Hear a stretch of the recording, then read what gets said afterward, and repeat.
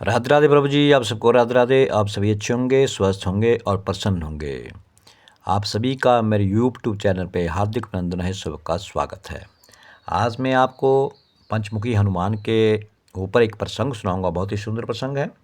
आपने देखा होगा कहीं मंदिरों में, कहीं पर आपने एक मुखी हनुमान देखे होंगे, कहीं पे आपने 5 मुखी हनुमान भी देखे होंगे। इसी के ऊपर मैं आपको आज का ये बहुत ही सुंदर प्रसंग सुनाऊंगा। तो ध्यानपूर्वक और मनचित से इस प्रसंग को सुने। प्रसंग को बीच में अधूरा नहीं छोड़ना चाहिए, किसी भी कथा को, प्रसंग को। तो लंका में जब बलशाली मेघनाथ के साथ भीषण युद्ध चल रहा था लक्ष्मण जी का, तो अंततः मेघनाथ जो था वो मारा गया। रावण जो एक मंद में चूर था, अहंकार में चूर था, लेकिन रामसेना खास तौर पर लक्ष्मण का जो पराक्रम उन्होंने सुना तो वो थोड़ा तनाव में आ गया। रावण को कुछ दुखी देकर के रावण की माँ कैकसी ने रावण को पताल में बसे उनके 2 भाइयों की याद दिलाई, जिनका नाम था, एक का नाम था अहिरावण और दूसरे का नाम था महिरावण। रावण को याद आया कि यह दोनों तो उसके बचपन के मित्र थे, मित्र रहे हैं, और लंका का राजा बनने के उपरांत जब लंकापति बन गए रावण, तो उनकी सुध उन्होंने नहीं ली, उनके बारे में उन्होंने कुछ याद नहीं रहा। क्योंकि मनुष्य जब ऊंचे ओहदे पर पहुंच जाता है तो अपने से नीचे या छोटे या ऐसे ऐसे लोगों को मनुष्य भूल जाता है।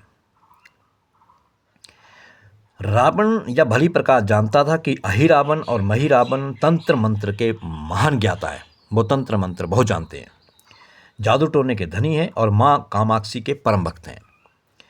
रावण ने उनको बुलावा भेजा और कहा कि अपने छल पल कौशल से श्री राम व लक्ष्मण का वध कर दें। यह बात दूतों के द्वारा विभीषण को पता लग गई कि रावण ने अपने दूतों को अहिरावण और महिरावण के पास पैताल में भेजा है कि जैसे भी हो राम को बंदी बना लिया जाए या मार दिया जाए, जैसे भी तंत्रों मंत्रों के द्वारा जो भी कर सकते हो। ये बात जो थी भनक लग गई रावण के भाई विभीषण को, और युद्ध में अहिरावण व महिरावण जैसे परम मायावी के शामिल होने से विभीषण चिंता में ही पड़ गए। तो चिंता तो होनी है। तो विभीषण को लगा कि भगवान और श्री राम और लक्ष्मण की सुरक्षा व्यवस्था और कड़ी करनी पड़ेगी, और सैनिक बढ़ा दिए पड़ेंगे। अब राम लक्ष्मण की कुटिया लंका में सुवेल पर्वत पर बनी थी। हनुमान जी ने भगवान श्री राम की कुटिया के चारों ओर कड़ी सुरक्षा कर दी। ये सारा जिम्मा हनुमान को दे दिया गया। हनुमान जी चारों तरफ से सुरक्षा जो थी वो खड़ी कर दी। बड़े बड़े वानरों को राम लक्ष्मण की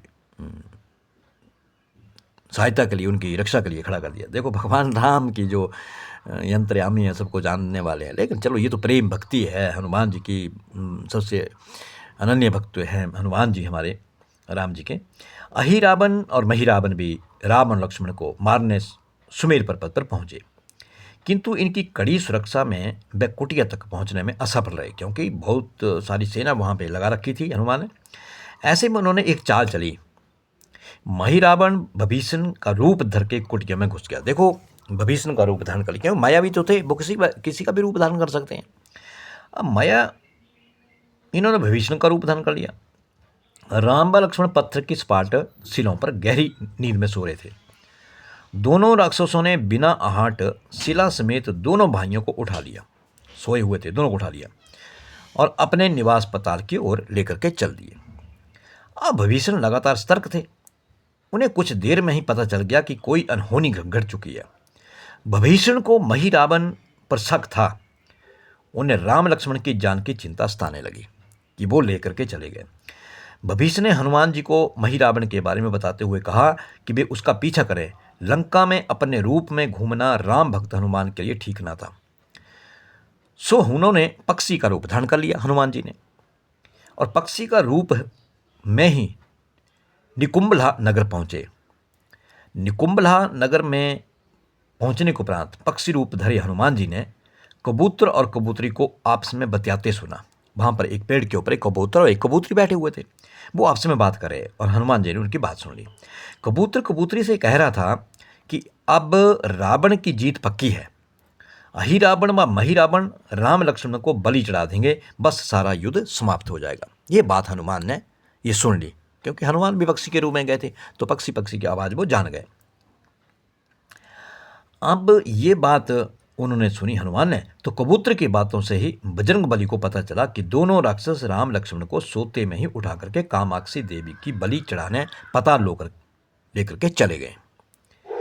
अब हनुमान जी वायु वेग से रसातल की ओर बढ़े, बहुत तेजी के साथ, और तुरंत वहां पहुंच गए। हनुमान जी तो हनुमान जी को रसातल के प्रवेश द्वार पर एक अद्भुत पहरेदार मिला, बहुत बड़ा पहरेदार मिला। इसका आधा शरीर बानर का था और आधा मछली का था। उसने हनुमान जी को पताल में प्रवेश करने से रोक दिया। रुक जाओ, कहाँ जा रहे हो और कौन हो? द्वारपाल हनुमान जी से बोला कि मुझको परास्त किए बिना, मुझको हराए बिना, मुझसे लड़े बिना तुम्हारा भीतर जाना असंभव है। दोनों में लड़ाई ठन गई, झगड़ा हुआ, युद्ध हुआ। हनुमान जी की आशा के विपरीत वह बड़ा ही बलशाली था, हनुमान से भी ज़्यादा बलशाली था वो, और कुशल योद्धा निकला। दोनों ही बड़े महाबलशाली थे, दोनों में भयंकर युद्ध हुआ, परंतु वह बजरंगबली के आगे न टिक सका। आखिरकार हनुमान जी ने उसे हरा तो दिया, पर उस द्वारपाल की प्रशंसा करने से वो नहीं रह सके। जब मान लो कोई भी बड़ा योद्धा है जिसको कोई हरा ना पाए, लेकिन फिर भी उसके सामने कोई ऐसा योद्धा खड़ा हो जाए कि वो उसका मुकाबला कर सके और डट कर मुकाबला करे, भले ही वो हार जाए, तो जो जीतने वाला है वो भी उसके आगे नतमस्तक हो जाता है कि यार मुकाबला हुआ तो ऐसे योद्धा के साथ हुआ, भले ही मैं जीता, लेकिन आपका जो युद्ध था वो वाकई में देखने वाला था। तो हनुमान जो थी उसकी प्रशंसा करने से नहीं रह सके। हनुमान जी ने उस वीर से पूछा कि हे वीर, तुम अपना परिचय दो, तुम कौन हो? तुम्हारा स्वरूप भी कुछ ऐसा है कि उससे कौतूहल हो रहा है। उस वीर ने उत्तर दिया, मैं हनुमान का पुत्र हूँ और एक मछली से पैदा हुआ हूँ, मेरा नाम है मकरध्वज। हनुमान जी ने यह बात सुना तो आश्चर्य में पड़ गए, वह वीर की बात सुनने लगे। मकरध्वज ने कहा, लंका दहन के बाद हनुमान जी समुद्र में अपनी अग्नि को शांत करने के लिए, जो आग लगाई होती पूंछ में, अग्नि को शांत करने पहुंचे। उनके शरीर से पसीने के रूप में तेज गिरा, यानी कि पसीने की बूंद गिरी, उनमें से तेज गिरा। उस समय मेरी माँ ने आहार के लिए मुख खोला था, मछली ने, वह तेज मेरी माता ने अपने मुख में ले लिया और वो गर्भवती हो गई। उसी से मेरा जन्म हुआ है। हनुमान जी ने जब यह सुना तो मकरध्वज को बताया कि वह ही हनुमान है। मकरध्वज ने हनुमान जी के चरण स्पर्श किए और हनुमान जी ने भी अपने बेटे को गले लगा लिया और वहां आने का पूरा कारण बताया। उन्होंने अपने पुत्र से कहा कि अपने पिता के स्वामी की रक्षा में सहायता करो। मकरध्वज ने हनुमान जी को बताया कि कुछ देर में राक्षस बलि के लिए आने वाले हैं, बेहतर होगा कि आप रूप बदल के कामाक्षी के मंदिर में जाकर के बैठ जाएं, उनको सारी पूजा झरोखे से करने को कहें। तो हनुमान जी ने पहले तो मधुमक्खी का भेष धरा और माँ कामाक्षी के मंदिर में घुस गए। हनुमान जी ने कामाक्षी को नमस्कार कर सफलता की कामना की और फिर पूछा, हे माँ, क्या आप वास्तव में श्री राम और लक्ष्मण जी की बलि चाहती हैं? हनुमान जी की इस प्रश्न को माता कामाक्षी ने उत्तर दिया कि नहीं, मैं तो दुष्ट अहिरावण और महिरावण की बलि चाहती हूँ। यह दोनों मेरे भक्त तो हैं, पर अधर्मी और अत्याचारी भी हैं। आप अपने प्रयत्न करो और सफल रहोगे। मंत्र में 5 दीप जल रहे थे, जिनके 5 मुख थे। अलग अलग दिशाओं और स्थान पर माने या दीप अहिरावण ने मेरी प्रसन्नता के लिए जलाए हैं। जिस दिन ये एक साथ बुझा दिए जाएंगे या बुझा सकेंगे, कोई भी इसको बुझा देगा, उसका अंत जो है वो सुनिश्चित हो जाएगा, अहिरावण और महिरावण का। अब इस बीच गाजे बाजे का शोर सुनाई पड़ा, क्योंकि अहिरावण और महिरावण आने वाले थे राम और लक्ष्मण जी की बलि देने के लिए, माता कामाक्षी के लिए। तो जैसे ही गाजे बाजे सुनाई देने लगे हनुमान जी को कि अहिरावण महिरावण बलि चढ़ाने के लिए आ रहे हैं, तो हनुमान जी ने अब कामाक्षी का रूप धरा। जब अहिरावण और महिरावण मंदिर में प्रवेश करने ही वाले थे कि हनुमान जी का महिला स्वर गूंजा। हनुमान जी बोले, मैं कामाक्षी देवी हूँ और आज मेरी पूजा झरोखे से करो। झरोखे से पूजा आरंभ हुई। ढेर सारा चढ़ावा माँ कामाक्षी के झरोखे से चढ़ाया जाने लगा। अंत में बंधक बलि के रूप में राम लक्ष्मण को भी उसी से डाला गया। दोनों बंदर में बेहोश थे। हनुमान जी ने तुरंत उन्हें बंधन मुक्त किया। अब पाताल लोक से निकलने की बारी थी, अब निकला कैसे जाए। पर उससे पहले माँ कामाक्षी के सामने अहिरावण महिरावण की बलि देकर के उनकी इच्छा पूरी करना यह हनुमान का दायित्व था, क्योंकि माता कामाक्षी ने कहा था कि मैं उनकी बलि चाहती हूँ। तो और दोनों राक्षसों को उनके लिए सजा देना शेष था हनुमान जी के लिए। अब हनुमान जी ने मकरध्वज को कहा कि वह अचेत अवस्था में लेटे हुए भगवान राम और लक्ष्मण का खास ख्याल रखें, और उसके साथ मिलकर के दोनों राक्षसों के खिलाफ जो है वो युद्ध छेड़ दिया। पर यह युद्ध आसान न था। अहिरावण और महिरावण मायावी थे, बड़ा मुश्किल था उनको हराना। महिरावण बड़ी मुश्किल से मरते तो फिर 5-5 के रूप में जिंदा हो जाते। मर तो जाता, महिरावण मर गया, अहिरावण मर गया, लेकिन थोड़ी ही देर में वो एक नहीं 5-5 रूपों में जिंदा हो जाते। इस विकट स्थिति में मकरध्वज ने बताया कि अहिरावण की एक पत्नी है जिसका नाम है नागकन्या। अहिरावण उसे बलात् हर करके लाया, यानी कि उसको उठा करके लाया। वह उसे पसंद नहीं करती, पर मन मार के उसके साथ वो रह रही है। वह अहिरावण के राज जानती है, ये उनके राज को जानती होगी। उससे उसकी मौत का उपाय पूछा जाए, आप उसके पास जाएं और सहायता मांगें। अब मकरध्वज ने राक्षसों को युद्ध में उलझाए रखा, और उधर हनुमान जो थे वो अहिरावण की पत्नी नागकन्या के पास पहुंचे। नागकन्या से उन्होंने कहा कि यदि तुम अहिरावण के मृत्यु का भेद बता दो तो हम उसे मार करके तुम्हें उसके चुगल से मुक्ति दिला देंगे, यानी कि आपको मुक्त कर देंगे।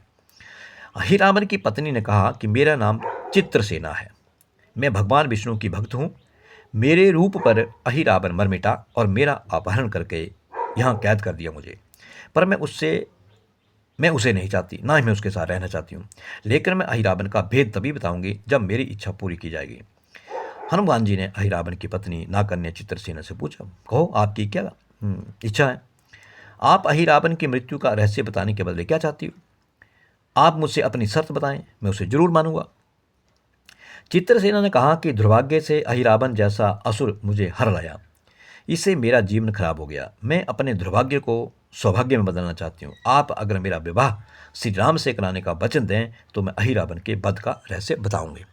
ये नागकन्या जो थी वो सेना जिसने अपना नाम बताया, तो इसने वो शर्त रख दी कि मैं तभी आपको ये सारी बात बताऊंगी। अब हनुमान जी सोच में पड़ गए, अब क्या किया जाए। हनुमान जी सोच में पड़ गए कि भगवान श्री राम तो एक पत्नीनिष्ठ हैं, अपनी धर्म पत्नी देवी सीता को मुक्त कराने के लिए असुरों से युद्ध कर रहे हैं, और वह किसी और से विवाह की बात तो कभी स्वीकारेंगे ही नहीं, मैं कैसे वचन दे सकता हूँ। फिर सोचने लगे कि यदि समय पर उचित निर्णय न लिया जाए तो स्वामी के प्राण ही संकट में हैं। असमंजस की स्थिति में बेचैन हनुमान जी ने ऐसी राह निकाली कि सांप भी मर जाए और लाठी भी ना टूटे। अब क्या किया जाए? अब शर्त माने तो भी, नहीं माने तो भी, लेकिन हनुमान तो हनुमान है। उन्होंने एक सोच लिया, एक विचार किया मन के भीतर में कि कैसे क्या किया जाए तो लाठी भी न टूटे और सांप भी मर जाए। हनुमान जी बोले, तुम्हारी शर्त स्वीकार है, पर हमारी भी एक शर्त है। अब हनुमान जी ने उसके ऊपर शर्त लगा दी, यह विवाह तभी होगा जब तुम्हारे साथ भगवान राम जिस पलंग पर आसीन होंगे वह सही सलामत रहना चाहिए। यदि वह टूटा तो इसे अपशगुन मान करके वचन से पीछे हट जाऊंगा मैं। जब महाकाय अहिरावण के बैठने से पलंग नहीं टूटा तो भला श्री राम के बैठने से कैसे टूटेगा? यह सोच करके चित्रसेना तैयार हो गई कि ठीक है। उसने अहिरावण समेत सभी राक्षसों के अंत का सारा भेद जो था वो हनुमान जी को बता दिया। अब चित्रसेना ने दोनों राक्षसों के बचपन की बात है। इन दोनों के कुछ शरारती राक्षस मित्रों ने कहीं से एक भ्रामरी को पकड़ लिया। मनोरंजन के लिए वे उसे भ्रामरी को बार बार कांटों से छेड़ रहे थे। तो भ्रामरी साधारण भ्रामरी न थी, वह भी बहुत मायावी थी, किंतु किसी कारण बस वह पकड़ में आ गई।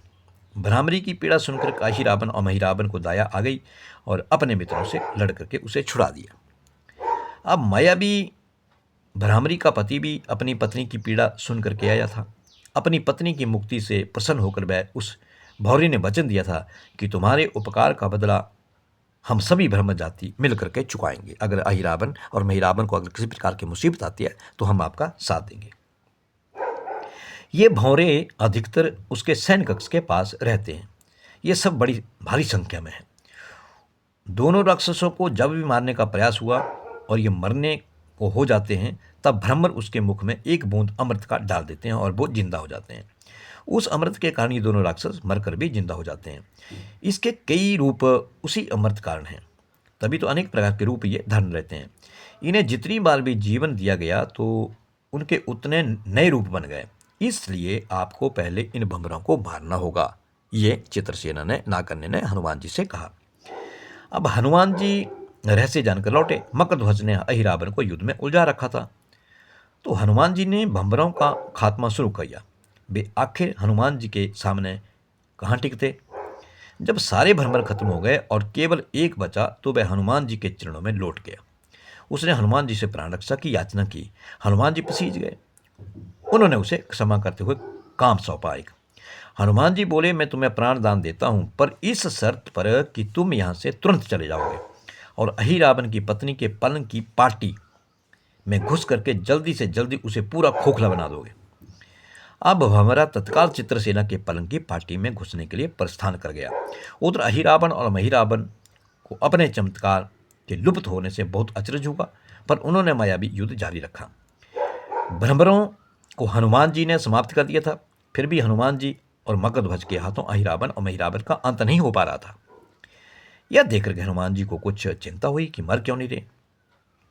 फिर उन्होंने कामाक्षी देवी का वचन याद आया। देवी ने बताया था कि अहिरावण की सिद्धि है कि जब पांचों दीपकों को एक साथ बुझा दिया जाएगा, बुझेंगे, तभी वे नए नए रूप धारण करने में असमर्थ होंगे, नहीं बन पाएंगे और उनका वध हो सकेगा। हनुमान जी ने तत्काल पंचमुखी रूप धारण कर लिया। उत्तर दिशा में 12 मुख, दक्षिण दिशा में नरसिंह मुख और पश्चिम में गरुड़ मुख, आकाश की ओर हयग्रीव मुख एवं पूर्व दिशा में हनुमान का मुख, अपना खुद का मुख उन्होंने बनाया। इसके बाद हनुमान जी ने पांचों मुख द्वारा एक साथ पांचों दीपकों को बुझा दिया। अब उनके बारे में उनके बार बार पैदा होने और लंबे समय तक जिंदा रहने की सारी आशंकाएं जो थी वो समाप्त हो गई। हनुमान जी और मगधध्वज के हाथों शीघ्र ही दोनों राक्षस जो थे वो मारे गए। अब इसके बाद उन्होंने श्री राम और लक्ष्मण जी की मूर्छा दूर करने के उपाय किए। दोनों भाई चेत में आ गए और उनकी मूर्छा दूर हुई। चित्रसेना भी वहां आ गई। हनुमान जी ने कहा, प्रभु, अब आप अहिरावण और महिरावण के छल और बंधन से मुक्त हुए हैं, पर इसके लिए हमें एक नागकन्या की सहायता लेनी पड़ी। अहिरावण इसे बलपूर्वक उठा लाया था। वह आपसे विवाह करना चाहती है। कृपया उसे विवाह कर अपने साथ ले चलें, इससे उसे मुक्ति मिलेगी। अब श्री राम हनुमान जी की बात सुनकर के चकरा गए।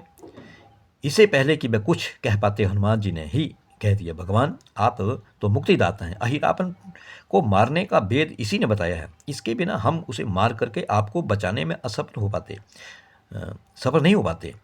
कृपा निधान इसे मुक्ति मिलनी चाहिए, परंतु आप चिंता न करें। हम सबका जीवन बचाने वाले के प्रति बस इतना कीजिए कि आप बस इस पलंग पर बैठिए, बाकी का काम मैं संपन्न करवाता हूँ। हनुमान जी इतनी तेजी से सारे कार्य करते जा रहे थे कि इससे श्री राम जी और लक्ष्मण जी दोनों चिंता में पड़ गए। वह कोई कदम उठाते ही कि तब तक हनुमान जी ने भगवान राम की बाँह पकड़ ली। हनुमान जी ने भावावेश में प्रभु श्री राम की बाँह पकड़कर चित्रसेना के उस सजे धजे विशाल पलंग पर बैठा दिया। श्री राम कुछ समझ पाते कि तभी पलंग की खोखली पार्टी जो थे चरमा करके टूट गई। अब पलंग धराशायी हो गया। चित्रसेना में जमीन पर गिर गई। हनुमान जी हंस पड़े और फिर चित्रसेना से बोले, अब तुम्हारी शर्त जो है वो पूरी नहीं हुई है, इसलिए यह विवाह नहीं हो सकता। तुम मुक्त हो और हम तुम्हें तुम्हारे लोक भेजने का प्रबंध करते हैं। चित्रसेना समझ गई कि उसके साथ